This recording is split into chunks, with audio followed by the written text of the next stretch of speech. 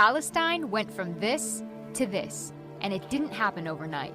Up until the early 1900s, Palestine was part of the Ottoman Empire, a religiously diverse land where Muslims, Christians, and Jews lived alongside each other. Then, things begin to change, with the start of the Zionist movement in Europe calling for the establishment of an independent Jewish state, ideally in Palestine. The first wave of European Jews start to immigrate. By the end of World War I, the Ottoman Empire collapses and Palestine is under British rule. It's 1917. Britain declares its support for a Jewish homeland in Palestine. The number of Jewish settlers grow, fueling tensions between the Arabs and the Jews. The violence between the two sides caused Britain to bow out and let the UN take over. The UN approves of a plan to split Palestine into two states: Jewish Israel, Arab Palestine. The city of Jerusalem, which is sacred to Muslims, Christians, and Jews, is now a UN-controlled international zone.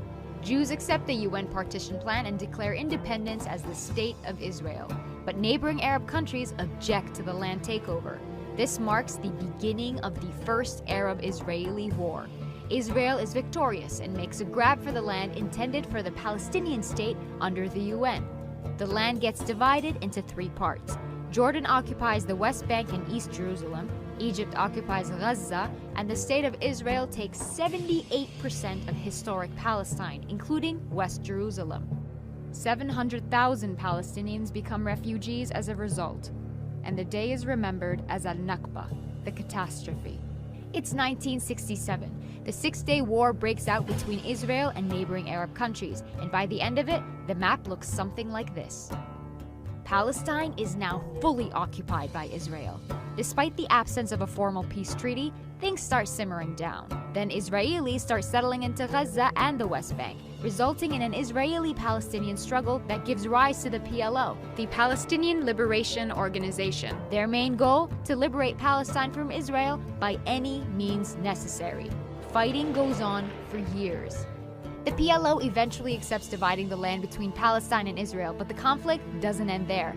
More settlers make their way into Israeli-occupied Palestinian territories. The international community considers this illegal. The frustration of the Palestinians leads to an intifada. As a result, Hamas is born, a political movement determined to fight against Israeli occupation of the West Bank and the Gaza Strip. The United States, Israel, and the PLO signed the Oslo Agreement to split the West Bank into three sections. Area A, under full Palestinian control. Area B, under joint Palestinian-Israeli control. And Area C, under full Israeli control. But the solution creates a problem.